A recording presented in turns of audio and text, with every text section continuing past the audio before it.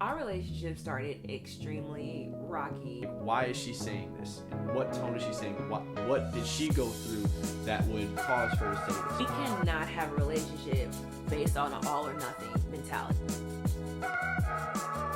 Hey everyone, welcome to The Cole Life. We are really happy because we will not be recording that many more videos in this room. And I'm excited. Goodbye. Say goodbye to this room, to this house. I'm thankful for it during this season, but it's time to go. Probably will only have a couple more videos in this room before we move into the new house. But until then, make sure that you like, comment, and subscribe to our channel for a lot of fun and sometimes interesting conversation. Today we actually wanted to really address the question that we've been asked many times in the past around, in our interethnic relationship, how have we gotten through some of those really tough, very difficult conversations and gotten past it and moved forward with each other to better our relationship?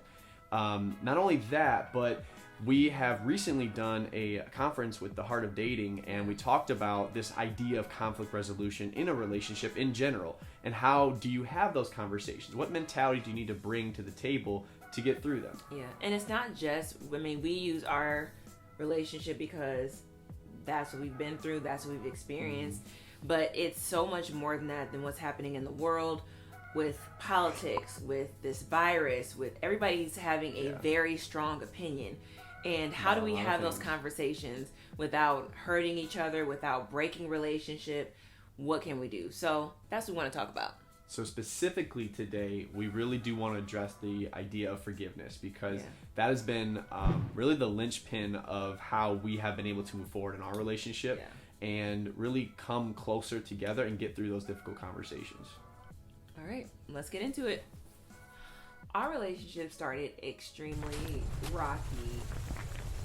Like, it was some slippery slopes, roller coaster, whatever you want to call it. And a lot of it was because we had to learn how to communicate, how to have those hard conversations. But one of the things that when we were talking about this video, we were trying to figure out what made us get better. How did we get to a better place? And I would say that forgiveness and what true forgiveness looks like helped us grow. One of the main components that helped us was realizing that just because somebody has a different opinion does not mean they're trying to hurt you. And I want to specifically talk about, I'm not talking about just random people in the world. We are specifically talking about, significant others, family members, friends. Yeah. People that you're in relationship with. Yes, because those people, if they care about you, they're not intentionally trying to hurt you. They're trying to share their opinion, whether they are sharing it right or sharing it in a way that you could hear it. You have to realize that they're not trying to intentionally hurt you. And that's not always the case. There can be people, let's talk about it, who are intentionally trying to hurt you, and you need to be having discernment to know the difference. Right. But to those people that they love you, they care about you, they're not trying to hurt you. Yeah, their heart. Yeah, you know their heart. Their opinion does not mean that they hate you. They're not your enemy. And so I had to realize that with Brian when we had our hard conversations, is that I know what he's trying to say. I know that he's not intentionally trying to hurt me. We are just disagreeing on this. But if I look at him and see like, okay, he just doesn't get it, we may not understand each other, maybe we can figure out a way that we can better communicate to get to a better place. But first, I have to realize that, okay, my first reaction isn't, oh, I can't believe he did this. Yeah, and I hate him. I think it's also that's part of like the whole conflict resolution as well, is knowing the person you're dealing with and knowing their heart and knowing what type of person they are, what type of character they have, how much do they love you, and what ways do they love you, right? So like knowing who you're dealing with is a very intricate component, like you said, as far as how I interpret what they're saying, and look behind the words or behind the tone or behind all of that, because there's a lot of things that Lexi would say to me that I took offense to or hurt me or this or that.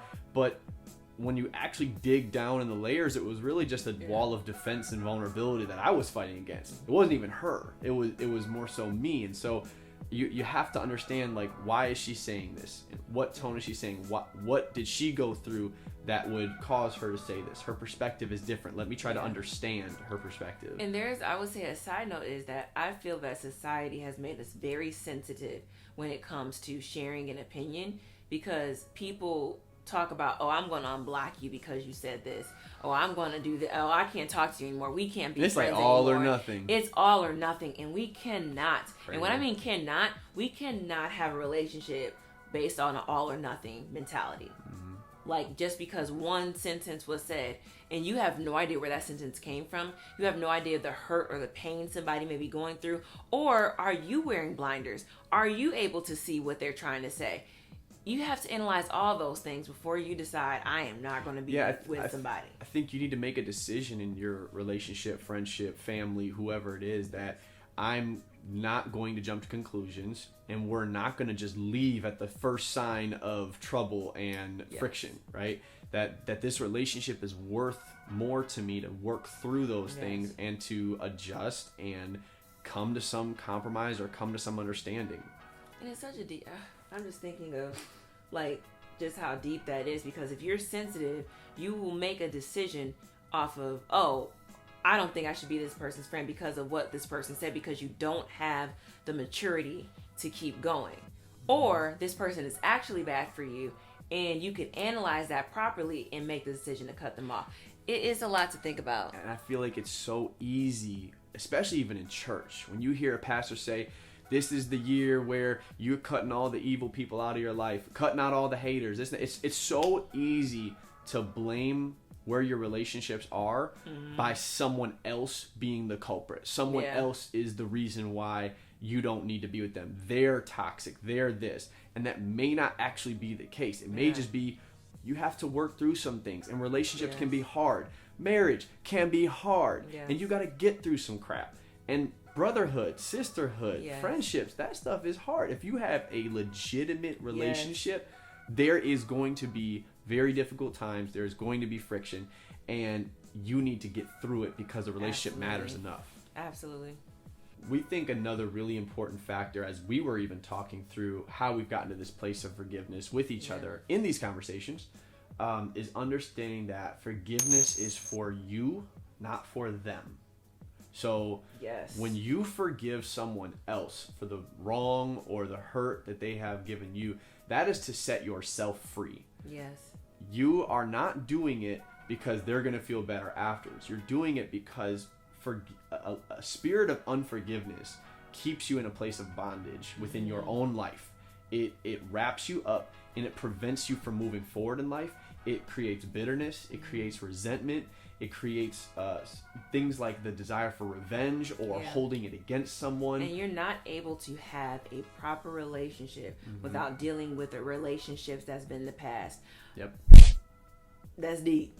Because if you don't free yourself from that bondage, what ends up happening is you put, as we've kind of alluded to before, you put blinders on. Yeah. You are now looking through life with lenses that are tainted. You're putting filters in front of every single thing that happens from here on out. So if I have never forgiven Lexi for a comment that she said 5 years ago, anything around that topic that she brings up, it's going to go through the filter that I've placed on her. Yeah. And by the time it gets to me and how I interpret what she's saying, I'm always going to have negativity associated with it. I'm always going to have something evil associated with it, some malice or some anger or some frustration that's going to rise up in me, and I may not even know where that came from. It may be subconscious because that's in me and I haven't let it go. Well, I want to address that when you don't get a sorry back, when you don't get an apology back, you still have to forgive. You still have to let it go. There was a period in time where we had to work with our family, and there was a time where you may not have gotten the forgiveness part immediately. We didn't. And we had to forgive anyway because we believed that they loved us, they cared about us, and we needed to work through that process. If I didn't forgive them, then we wouldn't be in this beautiful place that we are in now with our family. For me, forgiveness is not an immediate thing. Depending on the severity of what happened, depending on where you're at, your level of maturity, your spiritual growth, everything. Can I have a moment of transparency? Yeah. Okay. So we have extended family. And we have briefly mentioned this before, but we had a very, very, very intense and difficult interaction with that extended family regarding Lexi and her race. I don't know, and that was 2 years ago. I don't know, and I still question to this day if I have fully forgiven them. We have not spoken to them in 2 years. There's a side of our family that we have essentially cut off from relationship because of some very evil and hate-filled things that happened out of protection for her, out of protection for her physically, out of protection for her emotionally. We've decided to not engage with that side of the family. And when that comes up, when that thought or that experience, when I think about those things, it's less than what it was. And I am still trying to get to the place of fully forgiving, but there is something that still rises up in me.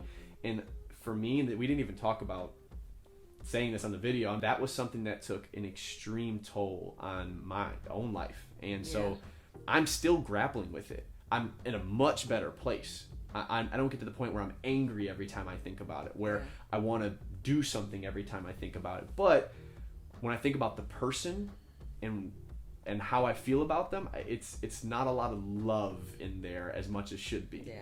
And so for me, I just think, like, in general, there are levels of forgiveness, and you need to understand where you're at and be honest with yourself. I think that's kind of even going into our third point. Yeah. And I feel like I've forgiven them.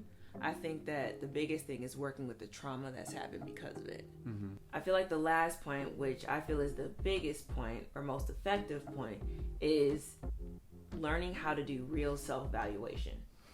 And that comes with prayer. That comes with having discernment, really connecting with the Holy Spirit. All of those things help you to have self-evaluation. And I wouldn't say the biggest thing, but one of the main things is also seeing a counselor and helping you get through those hard conversations with yourself. You cannot really forgive somebody if you do not do real self-evaluation. Yeah. And that's looking deep and saying, like, do I have filters? Is this person dealing with something or going through something where they can't even hear what I'm saying, and you have to just, okay, we'll wait and let's break down these other issues that we can't even talk about to get to our main focus, our main point. And tying in the point we just made with this one as well, you have to, if you desire freedom spiritually and you desire to be whole as a person, then the only way to do that is through prayer and coming to God and saying, I put my own heart at the altar, and I put my own mind at the altar, and you become vulnerable. If you're not vulnerable with anybody else, be vulnerable with Him. Yes. And say, show me where I'm messing up. Show me where I have not forgiven. Show me where I'm in the wrong, right? And allow Christ to start to do surgery. Allow Him to start to really poke and prod at your heart and be open to being wrong. Be open to saying, I have not forgiven. Yeah. There have been times where Lexi and I have had very difficult conversations, and there was hurt there on both sides. Yeah. And so I'm the type of person that I love her so much. I just want to be happy. I want to be loving. I want to, I miss that, right? So if we're not in that place, I forgive quickly. And I'm like, all right, I'm just going to get over it. It's cool. She looks at me a certain way and smiles, and I'm like, all right, I'm fine.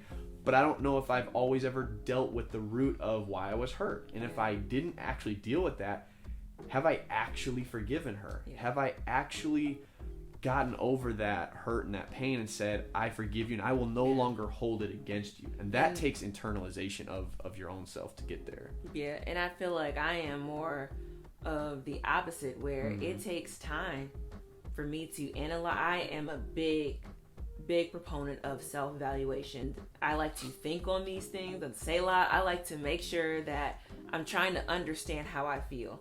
I don't like to quickly say I'm good on something when I'm not. That's with my friendships, that's with my family, that's with my husband. I just let me think on it. I have to take some time. And it can be frustrating for me because there'll be some times where it's we're going a little long. I'm like, dude, are we over it? Or can we be cool again? But and of course, there's a balance too. Yeah, but it's not that.